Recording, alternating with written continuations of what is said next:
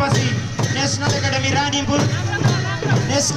रानीपुर पछि उमादर्श एकाडेमी बकुवा त्यसपछि सरस्वती आधारभूत विद्यालय नेउलापुर 6औं नम्बरमा जनचाहना आधारभूत विद्यालय डुम्रेनी र 7औं नम्बरमा हिमालय आभि मिर्चयालाई आफ्नो मार्च पासलाई अगाडि बढाइदिनु हुन अनुरोध गर्दछु।